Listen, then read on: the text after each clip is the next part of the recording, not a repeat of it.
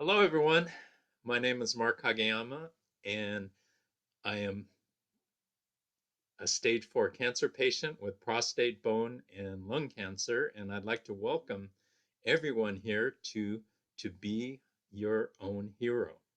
And, making progress as far as my health goes. And I was just talking to my guest, Juanita, about our port. On last Friday, I had my port removed. And for those of you who don't know what a port is, I didn't prior to all this. They use it to inject the chemotherapy. Instead of continually sticking your arm with a needle, to inject it there, they put this port in so that they could easily just uh, put the needle in the port, and they don't have to worry about the vein collapsing and things like that. So I had it removed, and we were talking about how simple a procedure it was, because it's a totally different thing when you have it installed, but when you have it removed, they just uh, stick you with the local and cut it open, take it out, and they say get out of here in about 45 minutes, and I was able to drive away, so that was really great. But the weather here, it's beginning of summer. We're having actually very, very beautiful weather here. So I'm thankful for that. It's supposed to get real hot tomorrow, but tomorrow's tomorrow. We'll see what happens when that happens. But once again, I'd like to bring back my wonderful guest, Juanita Prada. And we had a video a couple of weeks ago, and she talked about her experiences with childhood cancer, and she has some things to share with us today that I don't think a lot of people know about. I sure don't know about it, and so I am so thrilled and so excited to hear about uh, her website, as well as late effects of having childhood cancer. And so at this time, let me reintroduce to you Juanita Prada. Juanita, say hello to everyone, and let's get this thing rocking and rolling. Hi, everybody. Good to be back here with you, Mark. And thank you in advance for letting me be on here. It's always a pleasure coming back and just being with you and hanging out. And the sentiment is the same. Absolutely, I'm so thrilled to see your smiling face, and am excited to talk about these subjects. So let's get going. So let's if you could just go over a little bit about yourself, real brief, and then we'll get into our main topics. So Right. yeah, if you could share that with us. Yeah. So it's always, again, it's always good to kind of know the past so you can know the present, right?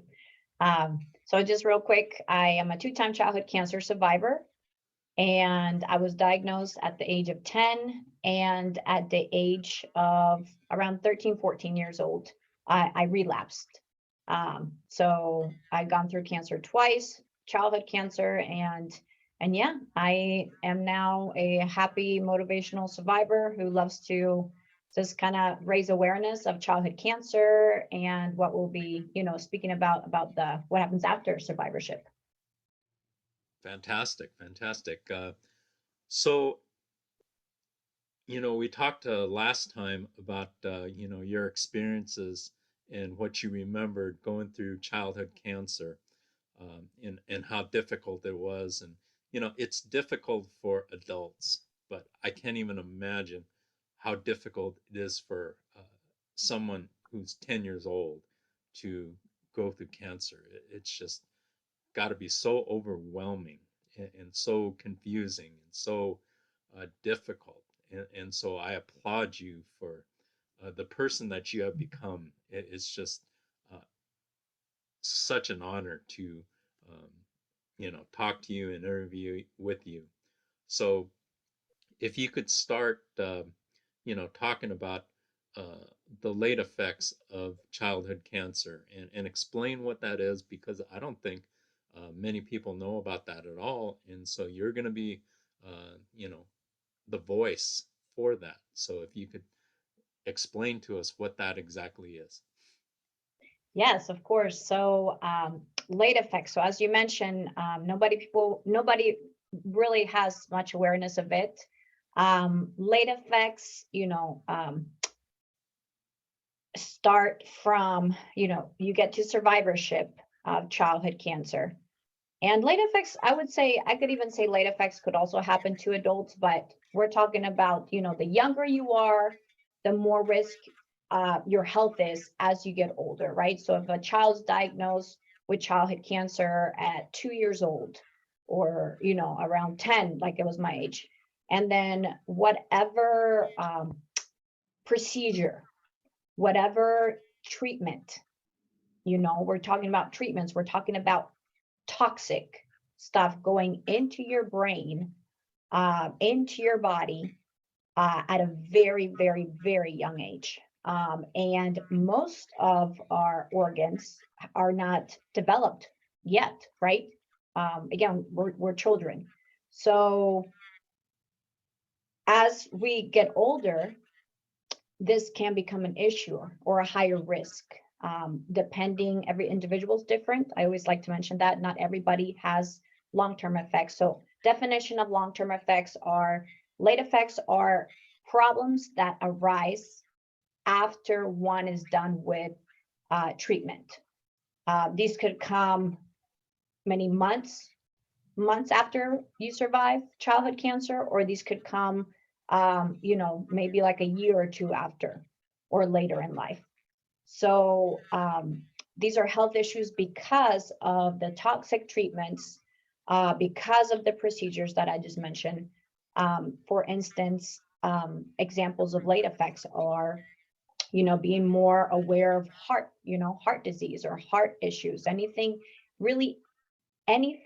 related to our health, any body part, our heart, our lungs, our bones, every everything that, everything in your body could trigger later in life because of whatever happened. Or let's say a child has an amputation because they had bone cancer, and then now the only way to survive is to amputate the leg or the arm or whatever body part. And so how is that gonna affect them later in life after survivorship, right? So these are things we really have to think about, that how's this child gonna, maybe they were 2 years old and then they get older and then they realize, wow, um, what happened to me?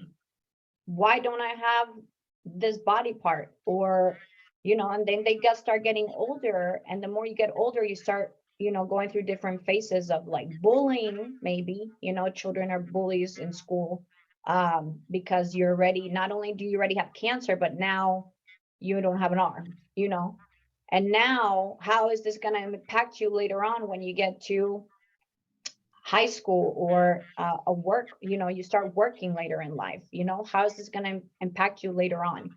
And now that leads to other things, to like, we could get into everything again, physical, socially, emotionally, everything, spiritual. You want to think of all those aspects that a child or a teenager will be going through afterwards. Late effects could only, we're getting in depth about that, but we're also, we have to keep in mind about the chemicals that are going into our brain, right? So I believe that for adults, doctors may say, yes, you might have chemo brain. And that's a term that's used a lot, just getting very foggy and not remembering, or not being quick as you used to. So for children, it's even higher, especially children who have gotten like a central nervous system deficiency, like that something happened and now they're a little slower, right? So because of whatever whatever the issue was, they now can't speak as they used to, like a regular child, or they can't think quickly as like, you're going to be in a classroom with many people. This happened to me. I was in a classroom with many children who, just had different types of disabilities. And mine was a disability where I couldn't think quicker. I couldn't retain things. And this still happens today, right? So we're thinking about keep going in life and thinking about what happens today as well, right? But this is the struggles that I went through when I was a child. Just mathematics, sciences, everything that needs retention. That's a lot of brain work. And a lot of people, a lot of children, adolescents with late effects, it's hard. School is very, very, very hard for them. And if school is very, very hard, then how are you going to make it to a job, and be able to retain whatever your boss is telling you to do? How are you going to be able to kind of be quick and think on the spot with these, so we have to think when we talk about late effects, we're, of course, they're late, and they're late coming into the game, but they're going to affect you for a long, long, long time. Again, depending where the area is. I have friends who have had lung um, lung issues because of their treatment. And this friend, he's like, yeah, I used to run track all the time. I used to do this, I used to do that. And now, I have to. So how does that impact that person, right?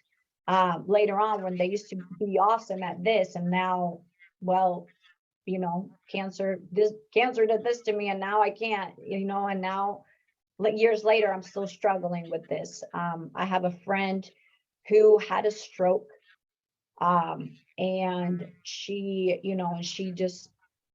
a happy camper nowadays. She's, I'm very proud of her. And she had it so tough in the hospital. And today she lives, just trying to keep going in life, in sense of like education wise.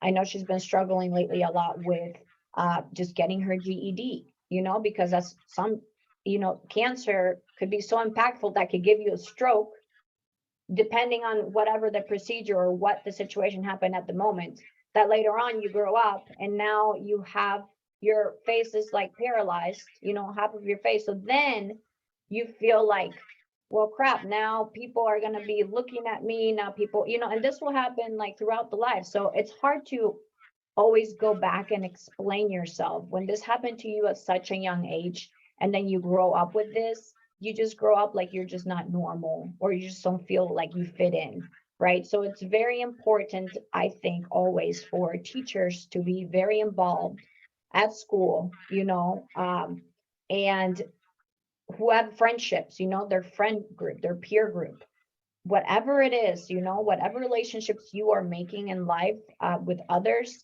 I feel like they need to be very educated, or at least a little bit known about this could happen to this person, right? Like, I was in school, I struggled so much with retaining information, and you have to, it's school, you have to retain information in order for you to pass on to the next class and to the next course, and for you to, keep going. So I remember just being there, and I just couldn't. And my teacher, she was one of those teachers, she's like, it's okay, like, we'll get it tomorrow. We're going to practice a little bit today, then we'll keep going tomorrow. And then I'll, try not to overwhelm myself. And then I didn't pass the test. So then obviously that triggers me. I start crying. I start, why can my friends do all this and I can't? Why is my brain working like this and I can't, so that was a lot of that, and so that's what happened kind of after. But then I took the test again, and then I failed. Then I took the test again, and then I failed. Then I took the test like 10 times, and then I got it, right? And it's not because the material is hard or it was like too complex. It was just because I couldn't, the retainment part of it. You just can't, so I focus a lot on cognitive late effects, because that is the highest. That's that's like everybody that I meet that is childhood cancer survivors, they have cognitive late effects.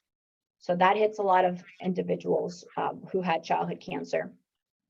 And that then you keep going on later in life and you're trying to get a job or you're trying to do an internship or you're trying, and I'm speaking from my point of view, and you're trying to do all these kind of like things that you need to do for you to be where everybody else is at. But it becomes really hard because that is kind of stopping you. And then you also have to explain to people that you don't have to be explaining to people, but you just have to explain to those people like, hey, I think I can't, I learn better visually. I learn better tactically, I learn better, and it's a matter of just kind of accommodating to the needs. I have a friend that um she has to like take a break and she can't physically work because she's just like everything's too much. So yeah, I don't know if I'm getting too like crazy about it here, but I'm just saying like it's it's what happens to you after you survive childhood cancer. Because we're thinking when you think of adults, it's like, okay, adults who have cancer, okay, they got married, they got a job, they bought a house, they had children, they were able to vacation all, like we're just thinking of all the things that happen when you're an adult. You already accomplished all those things, right? When you're a child, when you're a teen, maybe infertility issues can come up, right? I have many friends that have childhood cancer and they're, unfortunately they can't have children, and that is something to that because of the treatment that happened to them, and now they grow up with that and it's like, well, crap, like what the heck, this happened to me as a child, now I'm paying the consequences years later. And now how does that affect the other person, right? Now it becomes harder to find a partner because they have to be understanding of what is happening with you. And now that partner is have to be understanding that you're gonna, if you do get married or you do have a serious relationship, they're the ones who are going to be in charge of your past history, right? So I have a partner and he is awesome and he knows that I have seizures. I mean, I told him from day one, like, look, I'm very, I have complicated health issues. Are you going to be there when I'm on the floor? Like literally, on the first few days when we were, because I didn't play around, right? I was like, are you going to be there for me when this happens and this and that? And, he was just like, yeah, like, I mean, obviously it took more dates to convince that. No, but I'm just kidding. He's a sweetheart, but he understood that, you just have to be very um, respectful, of course, and understanding. So that's hard. That's hard as you get older and you have to explain yourself to others, especially when you're trying to build a relationship with somebody. They just don't understand like what your issue is. What's your problem? Why can't you stay up late all night? It's just stuff like that and you can't, I can't stay up late all night. I can't go out and drink with you because I have this, if I'm going to go to a social event, I mean, I take care of myself, everybody else can go and get drunk and, pass out and do all that. But I'm going to bed no later than 10 o'clock and, and just taking care of my body, because at the end of the day, who's going to pay the consequences if I don't sleep, if I drink coffee, if I'm like doing a lot of things, right? Me, my body, so I need to be calm, cool, and collected, so you need to know yourself. You need to know your body. And that's what happened. I didn't know myself. And I'm sorry, I'm just kind of keep going and going. But basically, why do I speak about late effects? Because nobody told me this would happen to me years down the road. Everybody's like survivorship, woohoo, you survive, you're done. And for me, I'm like, hell yeah, I get to go out and be in school and go to pool parties and go to sleepovers. And I was just worried about all those fun things. I didn't, I was just like, my health is great again, woohoo, life's a party. And then I like started getting these seizures later, like 5 years, 6 years down the road, out of nowhere. And I knew that I had like seizures in my past, but I didn't know they were like start to hit like a trigger so fast as I got older. And that happened, and I was just like, no. And what does that do, Mark? That also makes you, we have to think about these individuals. You can't live independently, right? So we're like, what, 20, late 20s, late 30s, 40s, 50s, you're still living with somebody. You need to be dependent on that person, either if it's your parents or if it's your spouse or if it's grandma, whoever, you're always having those health issues. So yes, So the sorry. question that's come to mind after listening to what you have to say is late effects could affect each individual differently. Uh, Differently, correct. and you don't know if you're going to have cognitive issues or organ issues, or it could be Correct. anything. Wow, that Anything. It is could be anything. I like my teeth were impacted by the treatment because I said nothing, you're still young. Nothing has, developed yet, and so I had to take 4 trips to my home country where it was cheaper to do surgery for the 8 teeth that I got taken out. And then I had one that never grew. And so it's stuff that we don't think about, but even after cancer, you're still paying the bills of everything that happened to you because you survived afterwards, oh right? And now yes. you're like, well, shit, like this is like, what the heck, excuse my language. You're like, this happened to me so long ago, and now I'm like going to my home country, getting surgery for, putting everything together again.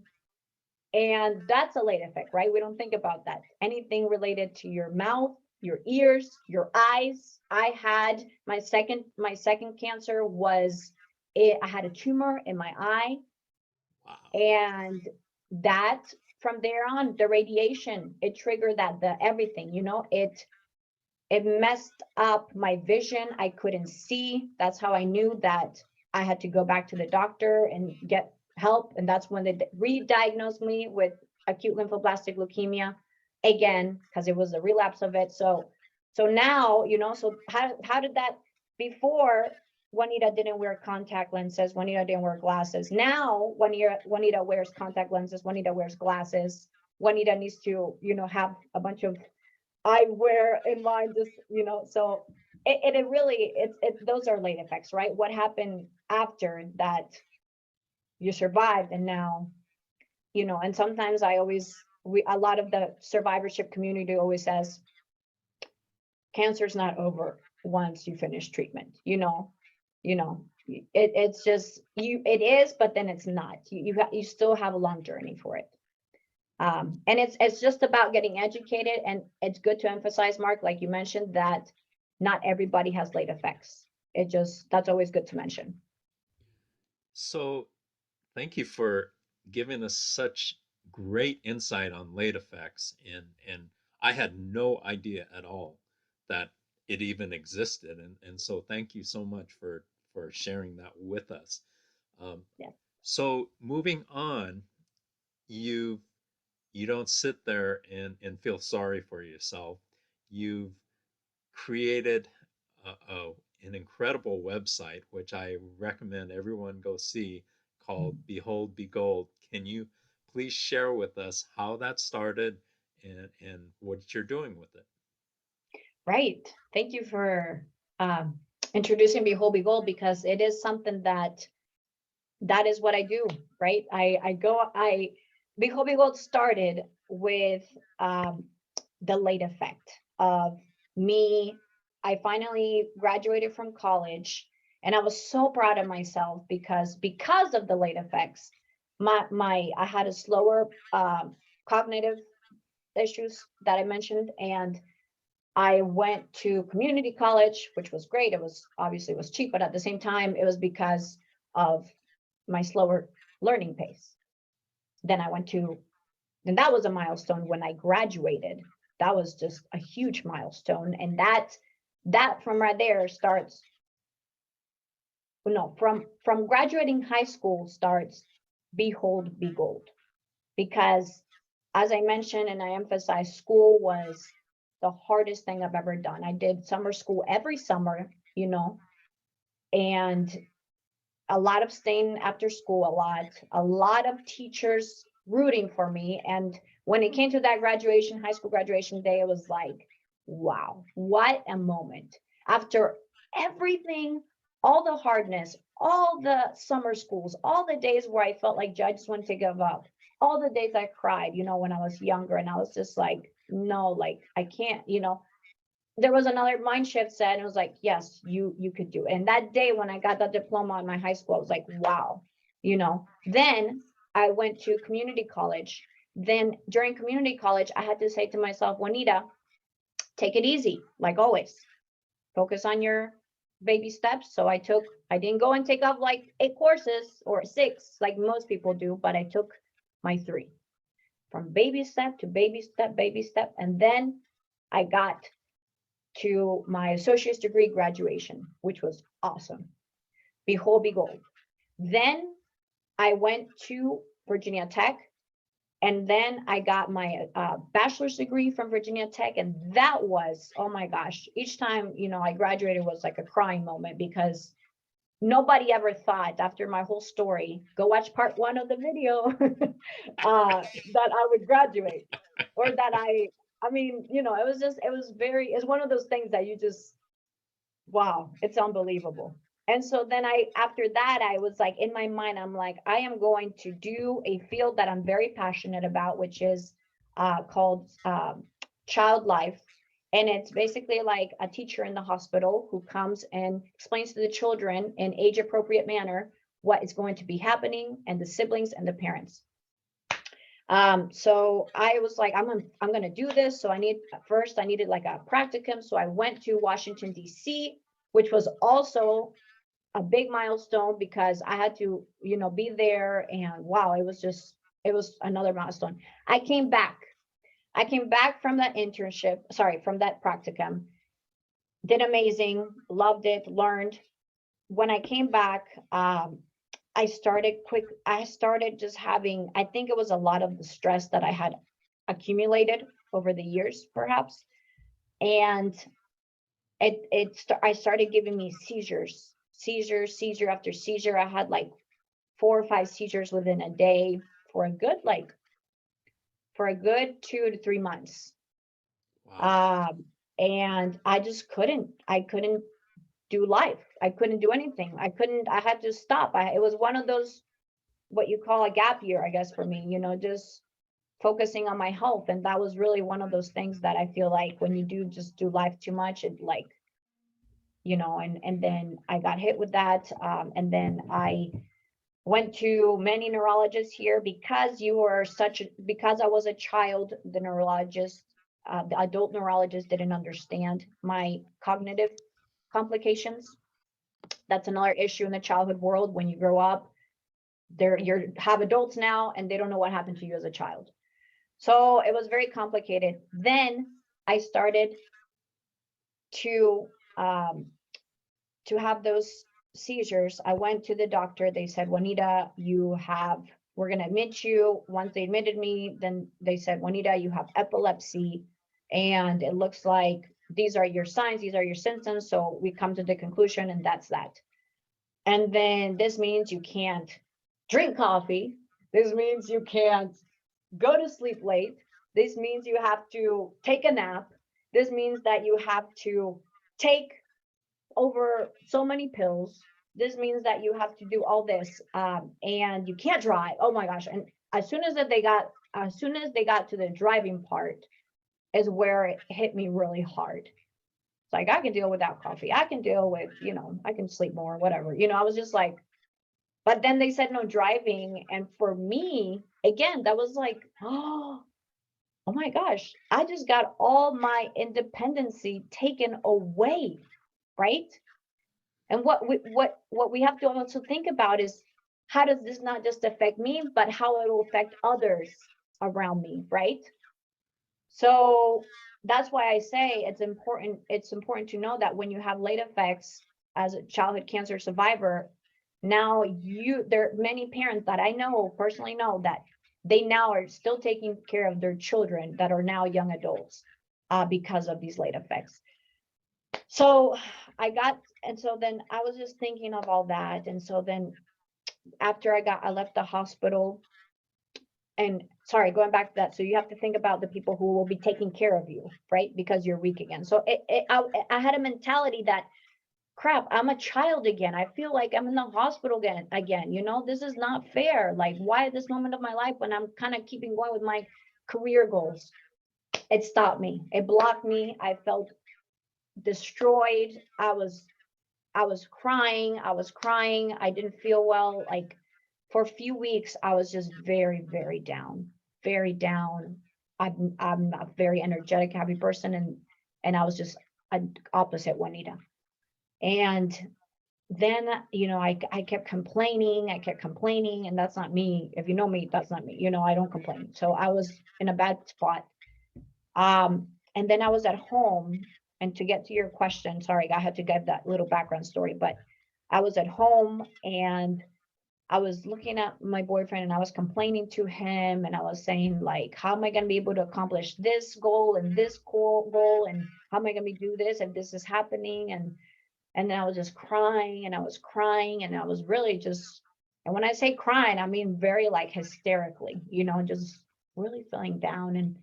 And then suddenly, like, I felt an energy within me. Like I felt that something like shook me and just said like, Juanita, like, wake up, like, and then I said to my boyfriend, I was like, oh, I was like, behold, behold, behold, behold, behold.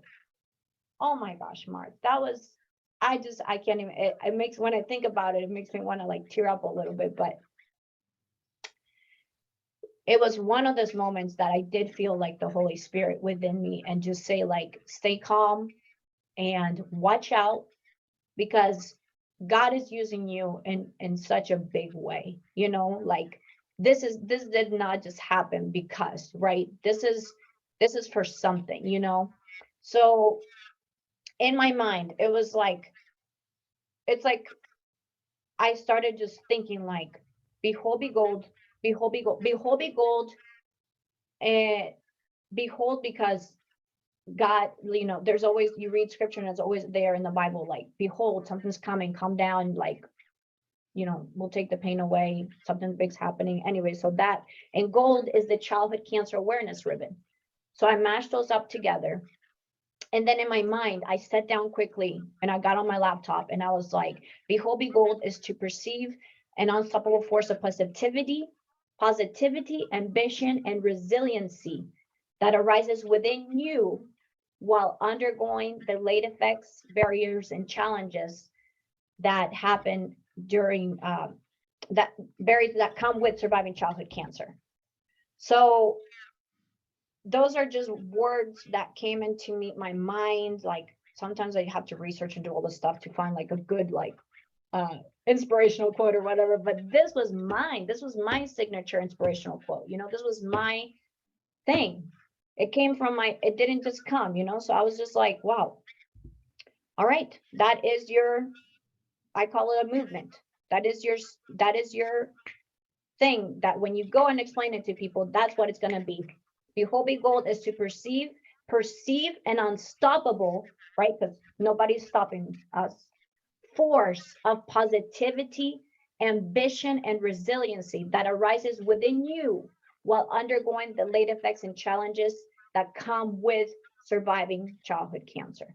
So that means that no matter the obstacles like I was facing in the moment and that I still face today, of like, the late effects of childhood cancer, it's going to be okay.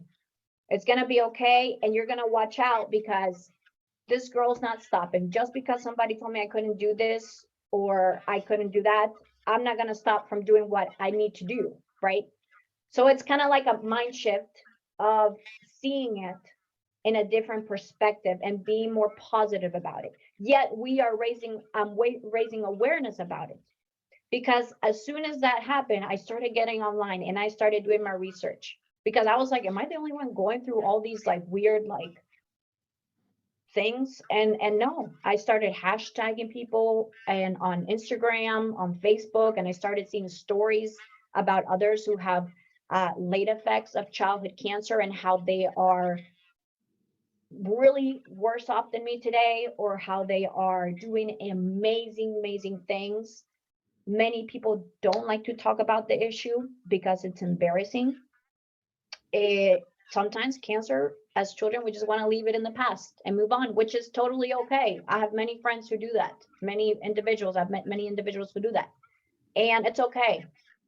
I felt the need to speak out about it because I needed to know that I wasn't alone, that there were more people like that they're experiencing what I'm experiencing. And that was that, and so I started Be Whole Be Gold with creating the website, and started adding content of me, of my childhood cancer experience, and then like all the public speaking events that I have done, all the podcasts, and kind of like all the Juanita, like how I have advocated for childhood cancer. So I started adding a lot of that content. And then I started also by interviewing other people who have late effects, other childhood cancer survivors who have late effects, because I wanted to show other people that this is not just my story, right? This is other people's stories. I'm that person who likes to talk about it, and so I love to interview other people about it and let them know that, hey, you're not alone. So it takes, I mean, for me to reach out to these other individuals, it took a lot of work in the sense of like, are you okay with sharing about it? Because it's personal stuff, it is very personal.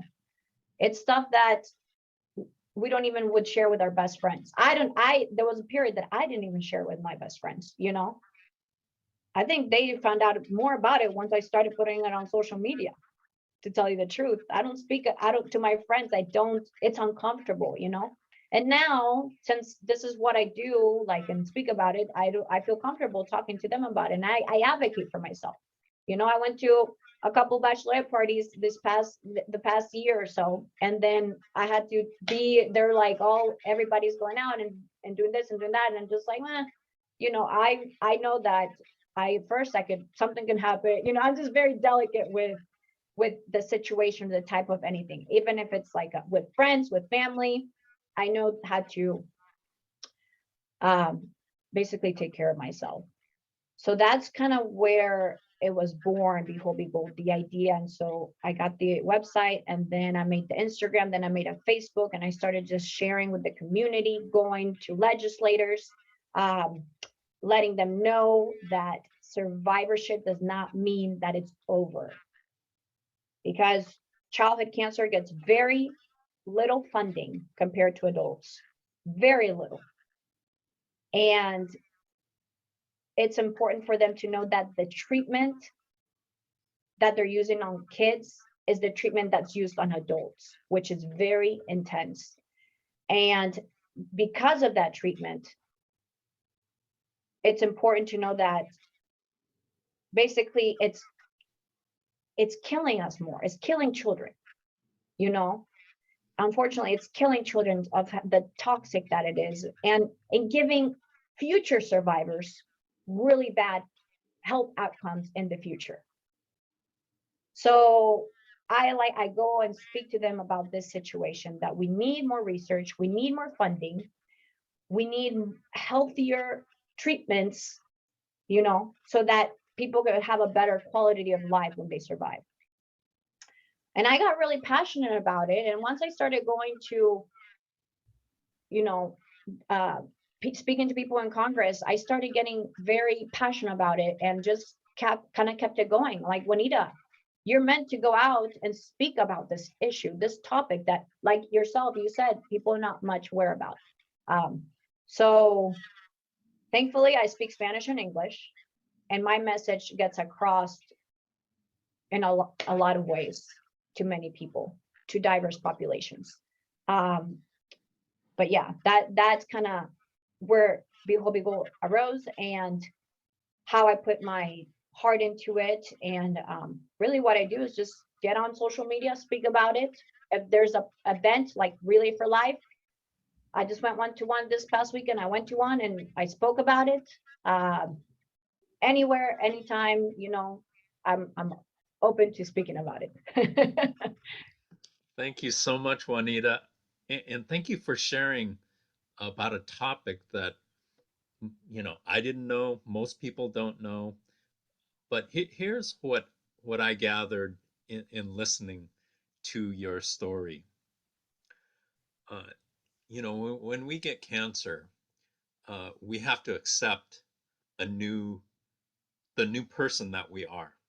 You know, you can't say, "Hey, I was this way before," and everything's going to be like that. It's not.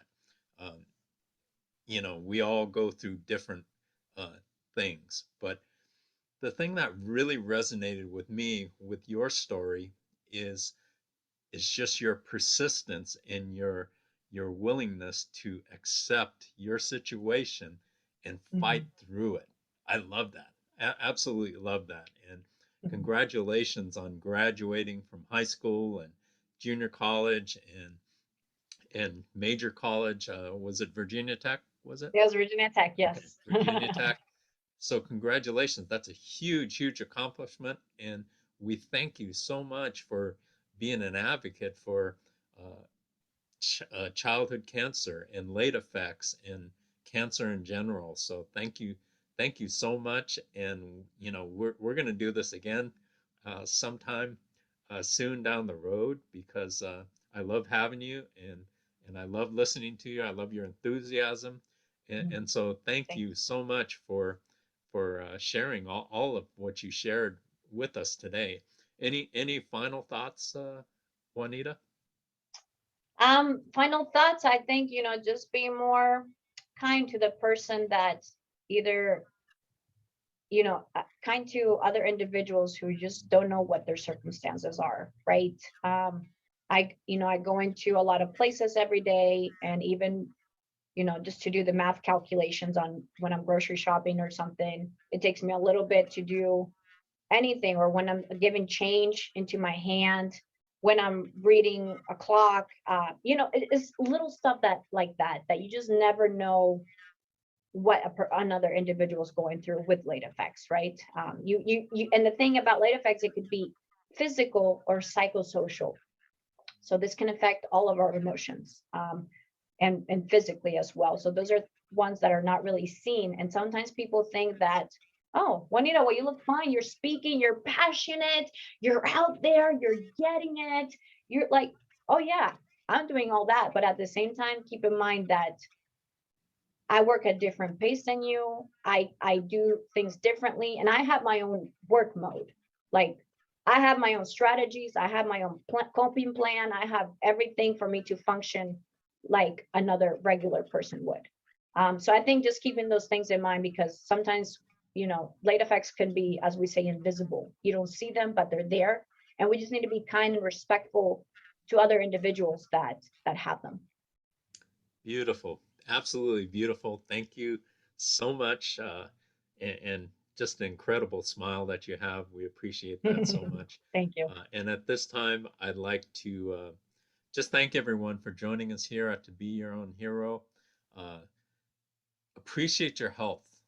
I mean, after hearing Juanita's story and all the things that she goes through on a daily basis, you know, if you're a healthy person, hey, you are blessed. You are truly, truly blessed because health is so, so incredible. I thank God every day for every single new day, and I think everybody should do that as well. And so appreciate every single day, every single hour, every single minute, and every single breath. And thanks once again for joining us at To Be Your Own Hero. Please subscribe, like, make a comment in the comment section. You want to say something, Lorenita? Yeah, I was gonna say, I wanted to share with the audience where they could reach me if they're interested.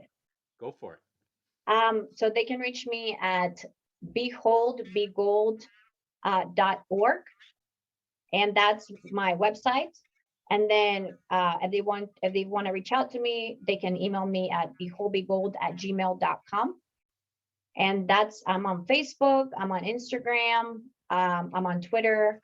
And those are kind of like the three sites where I kind of get on. But feel free. I do a lot of public speaking events, and so feel free to reach out to me and contact me if you're interested. Thank you. Absolutely. And we'll put that also in the description of the video, Awesome. where to reach you. And also too, anybody interested could reach out to me, and I'll make sure that you can get in touch with Juanita. So once again, thank you so much. Have an incredible week, everyone, and we shall see you next week. Thank you and goodbye.